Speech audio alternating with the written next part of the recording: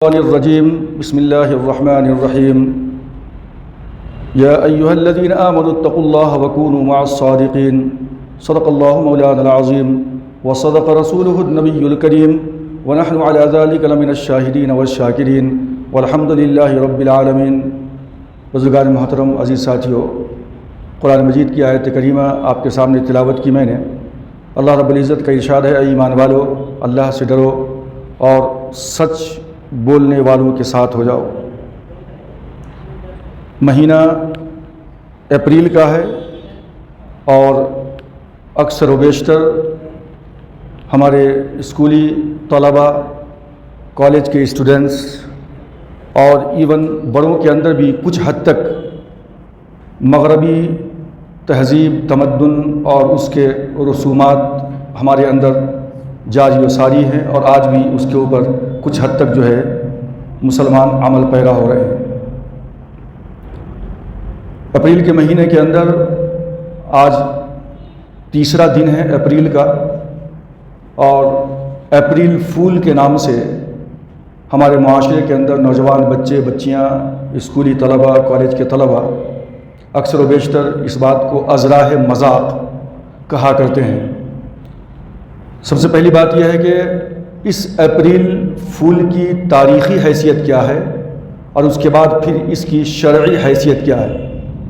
میں نے جو آیت کریمہ پڑھی ہے جس کا ترجمہ ہے کہ اے ایمان والو، اللہ سے ڈرو اور سچوں کے ساتھ ہو جاؤ۔ اپریل فول کا جو ورڈ ہے، یہ ظاہر سی بات ہے کہ اس کے اندر جو بھی مذاق کیا جاتا ہے، جس کو مذاق نہیں بلکہ بد مذاق، بد مزاح کا لفظ زیادہ اس کے لیے موضوع اور مناسب ہے۔ اہل مغرب اپنے لٹریچر کے ذریعہ، اپنی فلموں کے ذریعہ اور اپنی تعلیمات کے ذریعہ چاہتے ہیں کہ ان کے رسومات کو، ان کے رسم و رواج کو مسلمانوں کی معاشرتی زندگی کے اندر داخل کیا جائے، شامل کیا جائے۔ اسی لیے میں نے بارہا آپ سے کہا ہے کہ جب ہندوستان کہ اسکولی بچوں کا نصاب تعلیم تیار کیا گیا، اور جب لارڈ میکالے کو بلایا گیا تھا تو اس نے اپنی ماں کو جو خط لکھا تھا، وہ آپ کو یاد ہوگا شاید، کہ اس نے یہ لکھا تھا کہ میں نے ہندوستان کے اسکول کے اندر جو نصاب تیار کیا ہے، وہ نصاب کچھ اس طرح کا ہے کہ آنے والے 30 سالوں کے بعد یہ سارے کے سارے انڈینز، یہ ہندوستانی دیکھنے کے اعتبار سے، اپنے گوشت پوست اور چمڑے کے اعتبار سے، اپنے چال چلن کے اعتبار سے تو وہ ہندوستانی کہلائیں گے، لیکن وہ جو ہے اپنی سوچ، اپنی فکر اور اپنی تہذیب، اپنے کلچر اور اپنے تمدن کے اعتبار سے وہ ایک انگریز کہلائیں گے۔ تو العلم فی الصغر کالنقش فی الحجر، بچپنے کا علم ایسا ہے جیسے پتھر پہ ماری ہوئی لکیر۔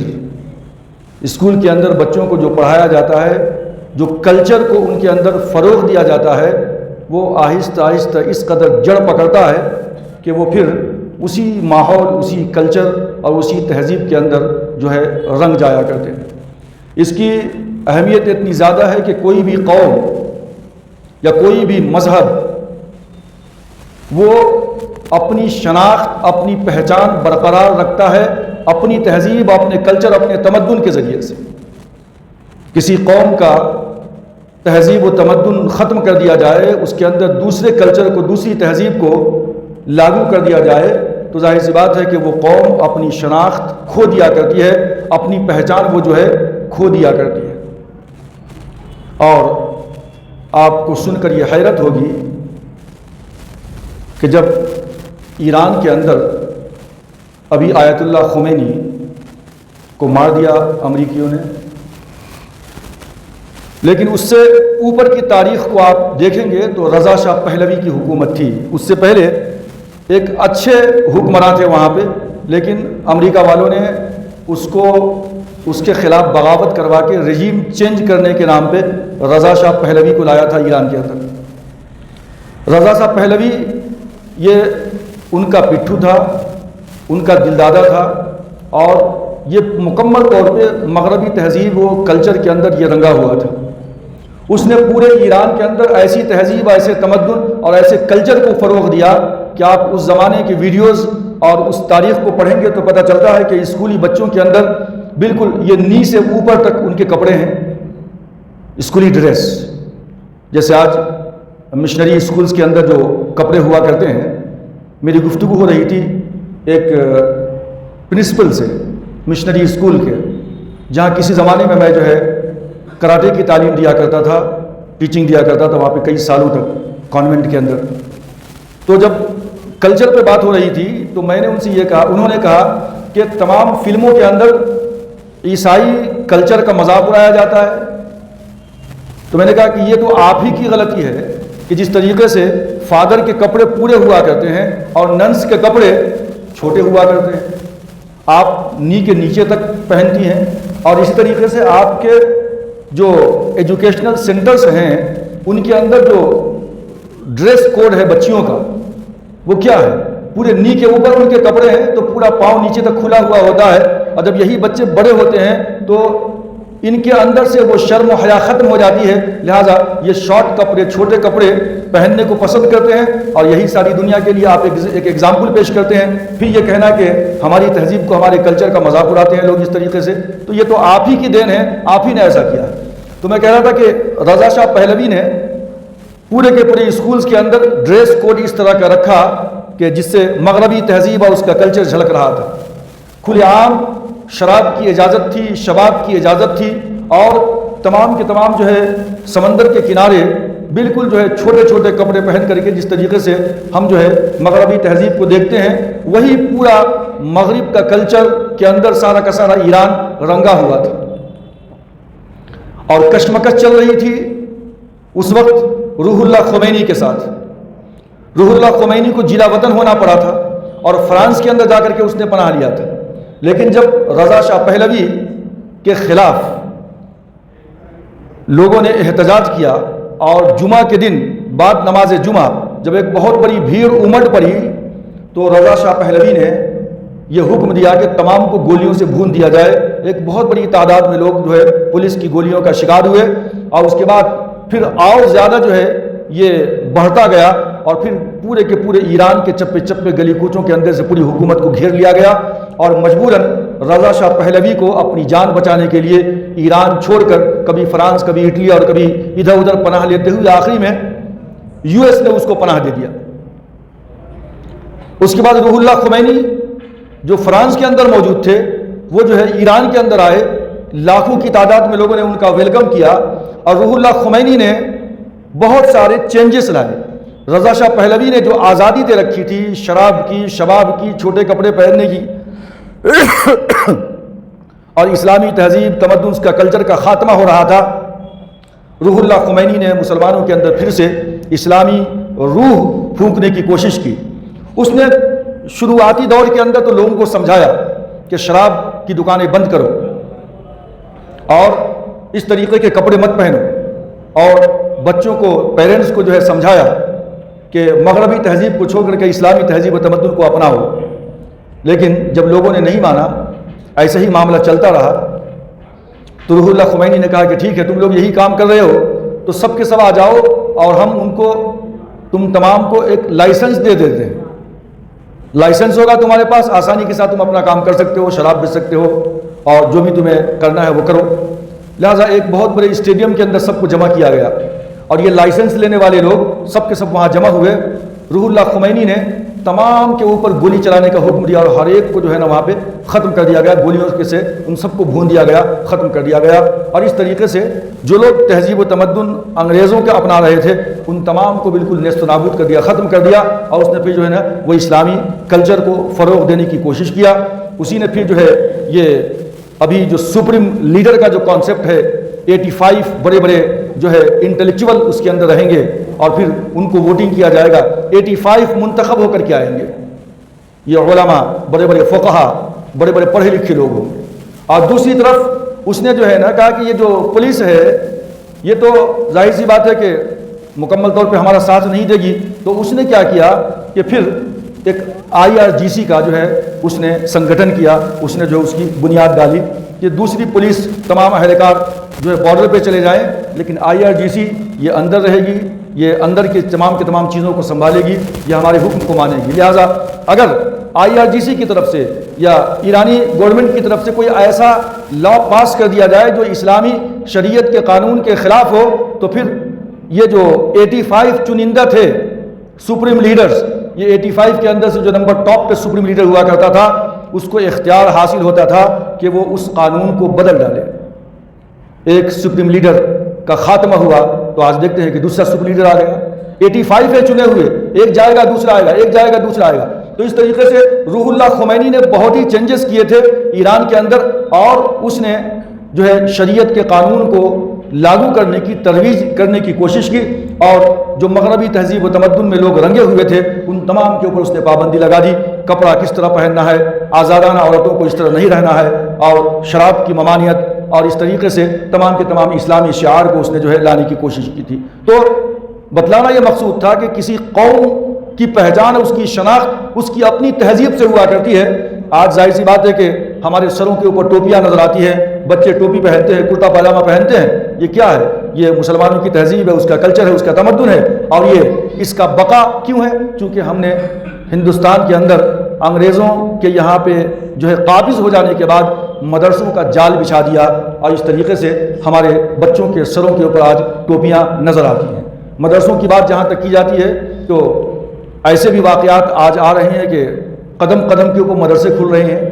بہت سارے ایسے ضمیر فروش حضرات بھی ہیں کہ جو مدرسے کے نام کے اوپر عوام کے پیسے کو لوٹ کر اپنا بینک بیلنس بناتے ہیں، اپنی پراپرٹی اور جائیداد بناتے ہیں۔ لہٰذا مدرسہ تو ہو، لیکن مدرسہ ایسا نہ ہو کہ 4-5-10 بچوں کو پکڑ کے آپ نے رکھ لیا اور اس کے بعد آپ اس کے نام کے اوپر آپ چندہ وصول کرتے رہے، اپنا بینک بیلنس بناتے ہیں۔ جہاں پہ اخلاص نہ ہو، للہیت نہ ہو، اور اب پیسہ بنانے کی کوشش ہو، تو ظاہر سی بات ہے کہ یہ غلط ہے اور یہ نہیں ہونی چاہیے، اور یہی ہونے کی وجہ سے دوسروں کو اعتراض کا موقع ملتا ہے، اور پھر مسلمانوں کے معاشرے کے اندر بھی بہت سارے لوگوں کو مدرسے کے متعلق غلط فہمیاں پیدا ہوتی ہیں، اور اس کے اندر جو ہے وہ تمام کے تمام مدارس کو اور اہل مدارس کو ایسا ہی جو ہے سمجھنے لگتے ہیں کہ تمام کے تمام ایسا ہی ہیں۔ لیکن یہ مدرسے اسلام کے قلعے ہیں، اسلام کی حفاظت کے قلعے ہیں، یہ مسلمانوں کے ایمان کے قلعے ہیں۔ یہ اگر یہ مدارس نہ ہو تو کوئی خطیب نہیں ملے گا، یہ مدارس نہ ہو تو آپ کو امام نہیں ملے گا، مؤذن نہیں ملے گا۔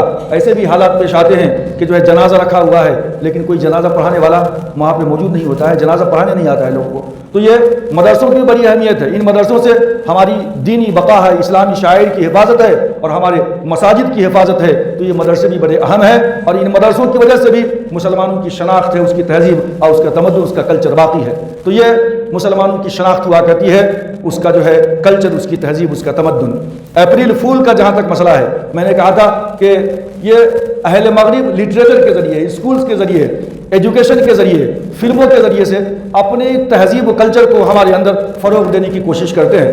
اسی لیے یہ آج کی بات نہیں ہے، بلکہ علامہ اقبال نے اسی زمانے میں بھانپ لیا تھا، اور جو ہے انہوں نے جو کہا تھا کہ وہ فاقہ کش کہ موت سے ڈرتا نہیں ذرا، وہ فاقہ کش کہ موت سے ڈرتا نہیں ذرا، روح محمد اس کے بدن سے نکال دو، روح محمد اس کے بدن سے نکال دو، اور فکر عرب کو دے کے فرنگی تخیلات، فکر عرب کو دے کے فرنگی تخیلات، اسلام کو حجاز و یمن سے نکال دو۔ جب اہل مغرب کی فکر اور وہاں کی تہذیب اور وہاں کا کلچر ہمارے اندر سمو جائے گا تو ظاہر سی بات ہے کہ ایمان ہم سے خالی ہو جائے گا، قرآن کی تعلیمات سے بے بہرا ہو جائیں گے، پردہ نکل جائے گا، سود کا معاملہ کچھ بھی آپ کے سامنے نظر نہیں آئے گا، قتل و غارت گیری بالکل ہیچ ہو جائے گی، کچھ آپ کے سامنے اس کی اہمیت باقی نہیں رہے گی۔ تو یہ ہے اسلامی فکر، اسلامی تہذیب، اور ایک ہے اہل مغرب کی تہذیب اور جو ہے وہاں کا تمدن۔ تو یہ اپریل فول کا جو مسئلہ ہے، پھول کا مطلب ہے بیوقوف بنانا، اس کی تاریخی حیثیت کیا ہے؟ اگر اس تاریخی حیثیت پہ ہم نظر دوڑائیں تو آپ حیران ہو جائیں گے کہ کیا یہ اتنی خطرناک چیز ہے کہ جس کو ہم اپنی زبان سے ادا کر رہے ہیں، ہمارے بچے جو ہے اس کے دلدادہ بن رہے ہیں، اس کو اپنانے کی کوشش کر رہے ہیں۔ اس کی تاریخی حیثیت کے بارے میں اختلاف ضرور ہے، مورخین نے، مصنفین نے 2-3 باتیں الگ الگ زاویے سے لکھی ہے، لیکن تمام کی تمام باتیں عجیب و غریب جو ہے ہمیں چیزیں بتلاتی ہیں کہ کیا عجیب و غریب ہے۔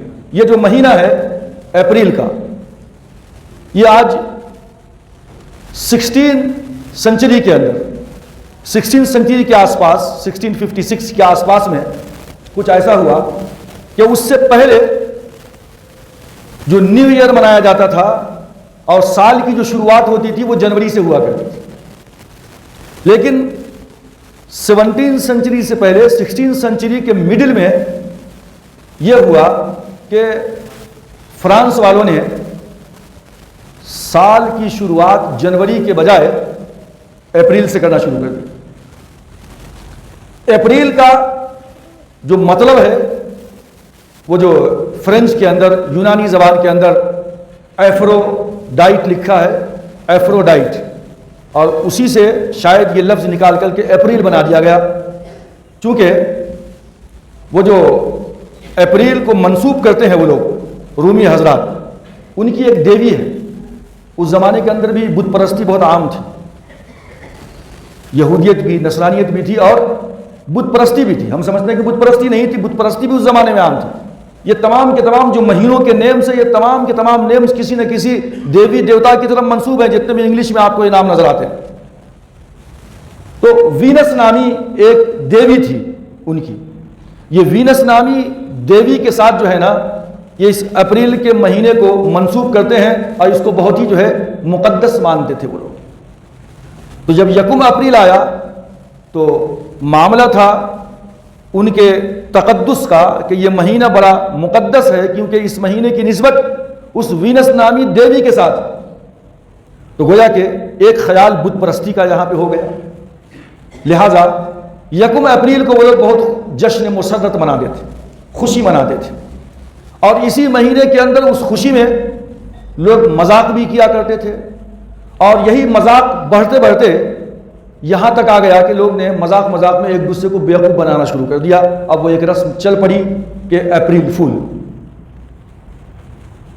بعضوں نے کہا کہ چونکہ 1 اپریل کو ان کا نیا سال شروع ہوتا تھا رومیوں کا، لہٰذا اس دن کیا ہوتا تھا کہ لوگ ایک دوسرے کو تحفہ تحائف بھی دیا کرتے تھے۔ اب یہ تحفہ تحائف دیتے دیتے کسی نے یہ کیا کہ کسی کو تحفہ تو دیا لیکن حقیقت میں تحفہ نہیں تھا، وہ اس کے ساتھ مذاق کیا۔ اب یہ بات دوسروں نے سنی اور آہستہ آہستہ اتنی عام ہو گئی کہ لوگوں نے 1 اپریل کو جو ہے ازراہ مذاق لوگوں کو تحفے کے نام پہ یا کسی اور طریقے سے بیوقوف بنانا شروع کر دیا۔ تو ایک تو تاریخی حیثیت اس کی یہ ہے کہ 1 اپریل کو رومیوں نے جشن منایا، چونکہ وہ جو ہے 16 سینچری کے مڈل کے اندر جنوری کے بجائے اپریل کو انہوں نے سال کا آغاز قرار دیا تھا۔ اس کے بعد دوسرے جو مصنفین ہیں، مورخین ہیں، ان کی باتیں کچھ الگ ہیں۔ ان کا یہ کہنا ہے کہ یہ جو 1 اپریل کی تاریخ ہے، اپریل فول والی، یہ اصل میں یہودیوں اور رومیوں کی ایک بہت بڑی سازش تھی حضرت عیسیٰ علیہ السلام کے مذاق اڑانے کی۔ آپ کو معلوم ہے کہ حضرت عیسیٰ علیہ السلام نے جب حضرت موسیٰ علیہ السلام کی تعلیم کو آگے بڑھایا اور اپنے علم سے دنیا کو منور کیا، تو اس وقت کے جو بڑے بڑے یہودیوں کے علماء تھے ان کے اوپر بجلی گر پڑی، اور انہوں نے کہا کہ بھائی یہ تو ہماری جگہ لے لے گا، ہماری سیٹ لے لے گا، یہ اس کو راستے سے صاف کرو۔ لہذا تمام کے تمام یہودی علماء حضرت عیسیٰ علیہ السلام کے دشمن ہو گئے۔ اب ان کے اوپر طرح طرح کے الزامات لگائے گئے عیسیٰ علیہ السلام کے اوپر۔ آپ کو یہ بھی معلوم ہونی چاہیے کہ اس وقت یروشلم کے اندر فلسطین میں جو حکومت تھی وہ یہودیوں کی حکومت نہیں تھی، بلکہ یہودی کا جو بھی حکمراں ہوتا تھا وہ اہل روم کی کٹھ پتلی ہوا کرتا تھا۔ اصل میں اہل روم کی حکومت تھی، لیکن کسی یہودی کو وہاں پہ بڑا بنا کر کے بادشاہ کے طور پہ رکھا کرتے تھے، لیکن اس کا حکم چلتا نہیں تھا۔ جو بھی فرمان وہاں سے آئے گا روم کے بادشاہ کی جانب سے، اسی فرمان کے اوپر عمل کیا جائے گا۔ لہذا تمام کے تمام یہودی علماء نے اور وہاں کے جو فرما روا تھے، جو بادشاہ تھے، انہوں نے حضرت عیسیٰ علیہ السلام کے اوپر تہمت لگانا شروع کیا اور یہ الزام لگانا شروع کیا کہ یہ حکومت کے بھی خلاف ہے، اور جو اہل روم ہیں ان کی حکومت کے خلاف لوگوں کو ورغلاتے ہیں، بھٹکاتے ہیں۔ اور اس طریقے سے حضرت عیسیٰ علیہ السلام کی گرفتاری کا حکم دے دیا گیا۔ عیسیٰ علیہ السلام کو جب گرفتار کیا گیا تو ان کو یہودیوں کے جو فقیہ تھے، بڑے بڑے یہودیوں کی اور رومیوں کی عدالت میں ان کو پیش کیا گیا۔ ان لوگوں نے پھر عیسیٰ علیہ السلام کو وہاں سے ایک دوسری عدالت میں، یعنی پلاطس جو تھا اس کے پاس بھیجا۔ پھر پلاطس نے جو ہے نا اس کو، جو ہیروڈس تھا اس وقت، ہیروڈس جو حاکم تھا اس کے پاس بھیجا۔ پھر ہیروڈس نے پھر پلاطس کے پاس بھیجا، یعنی ایک عدالت سے دوسری عدالت، وہاں سے پھر دوسرے کے پاس عیسیٰ علیہ السلام کو یہ گرفتار کر کے پھراتے رہے۔ اور انسائکلوپیڈیا 19ویں سنچری کے اندر جو لاروس کی ہے اس نے لکھا ہے کہ عیسیٰ علیہ السلام کی آنکھ کو بند کر کے عیسیٰ علیہ السلام کے چہرے کے اوپر وہ تھپڑ مارتے تھے، اور تھپڑ مار کر کے نبوت کا مذاق اڑاتے تھے کہ او عیسیٰ ذرا یہ بتاؤ تو صحیح، اپنے الہام کے ذریعے سے، نبوت کے ذریعے سے اللہ کا میسج تمہارے پاس آتا ہے، بتاؤ تو صحیح کہ آنکھ بند کر دیا، تھپڑ مارا، اور پوچھتے کہ بتاؤ تو صحیح کس نے مارا تمہیں، نام بتا دو اس کا، تمہارے پاس وہی آتی ہے، الہام ہوتا ہے تم کو، بتاؤ۔ اس طریقے کا تمسخر اور مذاق حضرت عیسیٰ علیہ السلام کے ساتھ جو ہے نا ان رومیوں نے، یہودیوں نے مل کر کے کیا تھا۔ لاروس انسائکلوپیڈیا کے اندر لکھتا ہے 19ویں سنچری کے کہ یہ اصل میں حضرت عیسیٰ علیہ السلام کو جو تکلیف دی گئی تھی اس تکلیف کو جو ہے یاد کرنے کے لیے، عیسیٰ علیہ السلام کے تمسخر اور ان کے مذاق کو یاد کرنے کے لیے، چونکہ یہ واقعہ جو پیش آیا تھا تمسخر کا، ایک عدالت سے دوسری عدالت کے اندر عیسیٰ علیہ السلام کو لے جانے کا یہ واقعہ جو پیش آیا تھا، یہ واقعہ 1 اپریل کو پیش آیا تھا، لہٰذا 1 اپریل کو اپریل فول بولنا، بیوقوف بنانا، گویا کہ یہ عیسیٰ علیہ السلام کو تکلیف دینے کی یادگار ہے اصل۔ اور پھر بعض مورخین نے یہ بھی لکھا کہ اصل میں جو لفظ ہے جس کے ذریعے سے کہا جاتا ہے کہ یہ اپریل فول جو ہے نا، وہ اصل میں ایک ورڈ ہے وہاں کا، رومیوں کا، یونانیوں کا، کہ اس ورڈ کا مطلب انگلش کے اندر ہوا کرتا ہے کہ اپریل فش، یعنی 1 اپریل کو جس کو آپ نے بیوقوف بنایا، یہ اس مہینے کی پہلی فش ہے، پہلی مچھلی ہے جو گویا کہ پھنس گئی ہے۔ اور آپ نے دیکھا ہوگا انگریزوں کو کہ ان کی تہذیب کے اندر وہ فش کا کچھ جو ہے بناتے ہیں اور اس کو کسی کے پیٹھ کے پیچھے چپکا دیا کرتے ہیں، اذناہ مذاق، اس طریقے کا مذاق کرتے ہیں۔ تو یہ تہذیب، یہ رسم و رواج اپریل کے مہینے کے اندر یا تو حضرت عیسیٰ علیہ السلام کے تمسخر اور ان کے مذاق اور ان کی تکلیف کو یاد کرنے کا دن ہے جو یہودیوں نے شروع کیا۔ اب عیسائیوں نے بھی اس کو فروغ دیا۔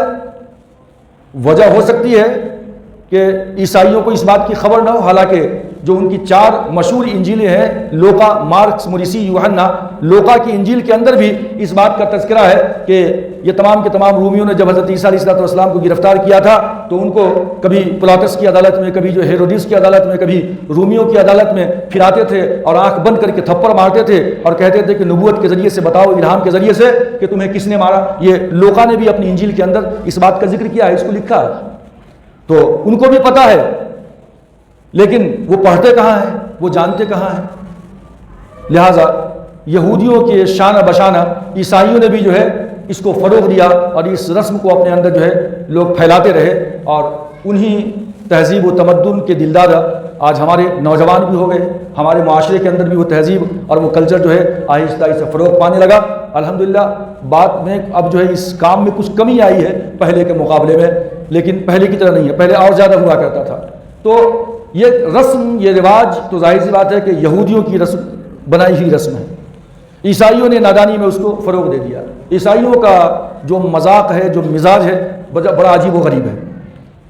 ہم دیکھتے ہیں کہ عیسیٰ علیہ السلام کو جس صلیب کے اوپر سولی دی گئی تھی ان کی روایت کے مطابق، تو عیسیٰ علیہ السلام کو سولی دی گئی جس صلیب کے اوپر، تو اس صلیب سے تو عیسائیوں کو نفرت ہونی چاہیے، کیونکہ حضرت عیسیٰ علیہ السلام کا خاتمہ کیا گیا، ان کو ایذا اور تکلیف دی گئی۔ لیکن آج عیسائیوں کے اندر وہ صلیب جس پہ حضرت عیسیٰ کو سولی دی گئی وہ بہت ہی مقدس اور بہت ہی جو ہے عالی شان اور محترم جو ہے مانی جاتی ہے. تو یہ ان کا اپنا مزاج ہے، اپنا انداز ہے.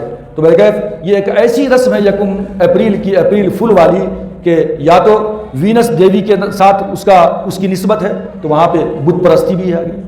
حضرت عیسیٰ علیہ السلام کی تمسخر اور استہزاء اور مذاق کی طرف وہ منسوب ہے. تو ایک مسلمان ہوتے ہوئے ایک نبی کو طعن و تشنیع کرنا اور اس کا تمسخر اور اس کا مذاق اڑانا اور اس رسم کو مسلمان یاد کرے اور اپنی زبان سے یہ کہے، ظاہر سی بات ہے کہ یہ ہمارے لیے کسی بھی طرح جو ہے زیبا نہیں دیتا. مسلمانوں کا یہ جو ہے شیوا نہیں ہو سکتا ہے. تو اب پھر تیسری بات یہ ہے کہ اس کے اندر جھوٹ ہے، یعنی ایک ایسا لفظ ہے اپریل فول کہ جو جھوٹ کا، تکلیف دینے کا اور دھوکہ دینے کا ایک مجموعہ ہے. یہ تین برائیاں اس کے اندر جمع ہو جاتی ہیں.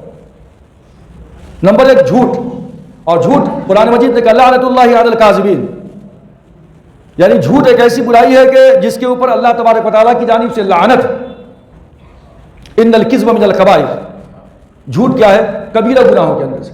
سرکار دو عالم صلی اللہ علیہ وسلم کی مجلس میں ایک شخص آیا اور سوال کیا کہ اللہ کے رسول میرے میں تین برائیاں ہیں. جھوٹ بولتا ہوں، شراب پیتا ہوں، چوری کرتا ہوں. ظاہر سے کہ تینوں کو نہیں چھوڑ سکتا، میں کسی ایک کو چھوڑ سکتا ہوں. اللہ کے رسول نے فرمایا کہ جھوٹ بولنا چھوڑو. جب اس نے جھوٹ بولنا چھوڑ دیا تو اس کی برکت سے وہ دیگر دو برائیاں بھی ختم ہو گئی. چوری کرنے گیا، دل میں خیال آیا، اللہ کے رسول پوچھیں گے چوری کیا تم نے؟ بولوں گا نہیں تو جھوٹ ہو جائے گا، سچ بولنا ہے مجھے، لہذا چوری کرنا بھی چھوڑ دیا. شراب پینے کے لیے بیٹھا، دماغ میں خیال آیا، سرکار پوچھیں گے کیا تم نے شراب پیا؟ کیا بولوں گا؟ اگر بولوں گا نہیں تو جھوٹ ہو جائے گا، اور میں نے جھوٹ نہ بولنے کی قسم اٹھائی ہے، لہذا اس نے شراب کو بھی جو ہے ایسے ہی چھوڑ دیا. تو سچ بولنے کی وجہ سے دیگر برائیاں بھی انسان کے اندر سے خود بخود ختم ہو جاتی ہیں. علامہ ابن قیم علیہ الرحمہ اپنی کتاب کے اندر لکھتے ہیں کہ جھوٹ انسان جب بولتا ہے اپنی زبان سے تو پہلے پہل اس کا اثر، اس کا امپیکٹ اس کی زبان پہ ہوتا ہے، لیکن آہستہ آہستہ اس کے اثرات اس کے تمام رگ و ریشے میں پھیلنا شروع ہو جاتے ہیں، اور اس طریقے سے ہر طرح کی برائیوں کے اندر ایک جھوٹ کی وجہ سے وہ انسان ملوث ہو جایا کرتا ہے. تو یکم اپریل کو اپریل فول کہنا، منانا، یہ پہلا جھوٹ ہے اور اس کی بنیاد جھوٹ کے اوپر ہے. دوسری جو چیز ہے دھوکہ دینا. حضرت عبداللہ ابن عباس رضی اللہ تعالی عنہ کے پاس حاجیوں کا ایک گروپ آیا اور انہوں نے کہا کہ حضرت ہم لوگ حج کے سفر پہ تھے، ذات الصفح نامی ایک مقام کے اوپر ہمارے ایک ساتھی کا انتقال ہو گیا. ہم نے قبر تیار کی، جب مردے کو اندر ڈالنے کی کوشش کر رہے تو دیکھا ایک کالا ناگ ہے جو قبر کے اندر چاروں طرف سے جو ہے وہ گھیر لیا ہے اسے. ہم نے دوسری قبر تیار کی، وہاں بھی یہی واقعہ پیش آیا. تیسری قبر تیار کی، ایسا ہی واقعہ پیش آیا. ہم لوگ آپ کے پاس آ گئے، کیا کرنا ہے؟ مردہ پڑا ہوا ہے باہر. عبداللہ ابن عباس رضی اللہ تعالیٰ عنہ نے فرمایا کہ جاؤ اور اسی قبر میں اس کو ڈال دو جہاں ناگ ہے، چونکہ اگر تم ساری زمین کو کھودتے رہو گے تو بھی یہی کیفیت ہوگی. جاؤ معلوم کرو اس کی بیوی سے، اس کے گھر والوں سے کہ اس کا عمل زندگی میں کیا تھا، عمل زندگی میں کیا تھا. لکھا ہے کہ جب یہ لوگ حج سے واپس ہوئے تو اس کی اہلیہ سے ملاقات کیا، اس مرنے والے کی بیوی سے پوچھا کہ تمہارے شوہر کے کیا کیا اعمال تھے، کیا کرتے تھے وہ، اور ان کا کوئی برا عمل کیا تھا جو تم جانتی ہو، بتاؤ. تو بیوی نے کہا کہ سب کچھ تو ٹھیک تھا لیکن ان کا ایک عمل یہ تھا کہ وہ جو ہے تاجر تھے، وہ غلہ بیچتے تھے، لیکن غلے کی جو بوریاں ہوا کرتی تھی نا، وہ بوریوں کے اندر سے سوراخ کر کے اتنا نکال لیتے تھے کہ جتنا ایک دن ہم کھا پی سکیں، اور پھر اس میں بھوسا بھر دیتے تھے، پھر اس کو سل دیا کرتے تھے اور پورے تھیلے کا پیسہ وہ لیا کرتے تھے. ظاہر سی بات ہے کہ اندر بھوسا ہے، اصل دانہ نکال لیا ہے، غلہ نکال لیا ہے، یہی اس کا روٹین تھا، ہمیشہ یہ کام کیا کرتا تھا. تو یہ ہے دھوکہ، کہ دھوکہ بازی کی وجہ سے اللہ تبارک و تعالیٰ مرنے کے بعد تو کیا بلکہ دنیا کے اندر بھی اس کے بہت سارے جو ہے نظیر مثالیں انسان کو بتا دیا کرتے ہیں. تو یکم اپریل فول کا معاملہ جو ہے یہ دھوکے کی بنیاد بھی ہے, دھوکے کے اوپر بھی اس کی بنیاد ہے. آپ نے کسی کو گفٹ دیا اور اس میں کچھ بھی نہیں ہے, دھوکہ دیا, مذاق اڑا دیا اس کا. اسی طریقے سے آپ یہ سمجھیں کہ یہ ایک دوسری قوم کے ساتھ تشبہ بھی ہے, ان کے کلچر کو اپنا رہے ہیں ہم غیروں کے, اہل مغرب کے. مولانا اشرف علی صاحب تھانوی رحمۃ اللہ علیہ کے ملفوظات میں لکھا ہے کہ ایک حضرت بزرگ اپنے مریدین کے ساتھ جا رہے تھے, دیوالی کا دن تھا. جاتے جاتے دیکھا تو ہر طرف روڈ کے اوپر رنگ گلال پڑے ہوئے ہیں, رنگا ہوا ہے ہر چیز. دیوالی میں لوگ رنگتے ہیں, رنگ پھینکتے ہیں ایک دوسرے کے اوپر. تو روڈ کے اوپر پورا رنگ ہی رنگ پڑا ہوا تھا, اور اس رنگین روڈ کے بیچ میں ایک گدھا کھڑا ہوا تھا جو عجیب و غریب لگ رہا تھا. تو پیر صاحب نے کیا کیا کہ جو پان کھا رہے تھے, کھاتے کھاتے بولے کہ یہ تمام کے تمام روڈ پہ تو رنگ لگا ہوا ہے, تو اکیلے یہاں کھڑا ہے, عجیب و غریب لگ رہا ہے, چل میں تجھے رنگ دیتا ہوں. اپنے پان کی پیک ان کے گدھے کے اوپر پھینک دیا, اب گدھا بھی لال ہو گیا. اس کے بعد مولانا اشرف علی صاحب تھانوی رحمۃ اللہ علیہ نے لکھا ہے کہ اب وہ پیر صاحب کا انتقال ہو گیا. جو ان کے قریبی مصاحبین تھے, مریدین, ان میں سے کسی نے خواب دیکھا کہ حضرت قبر کے اندر بڑے عذاب میں گرفتار. تو مرید نے پوچھا کہ حضرت آپ اور آپ کے اوپر عذاب اس طرح کا؟ تو انہوں نے کہا کہ اصل میں جو دیوالی کے دن تم لوگوں کے ساتھ میں نے اس گدھے کے اوپر پان کی پیک پھینک دی تھی کہ یہ بھی لال ہو جائے, سارا کا سارا, ساری کی ساری روڈ تو لال ہے, رنگا رنگ ہے, یہ کیوں اکیلے رہے؟ تو میں نے اس کے اوپر پھینک دیا تو یہ بھی لال ہو جائے. اللہ نے مجھے اس بات کے اوپر میری پکڑ فرما لی.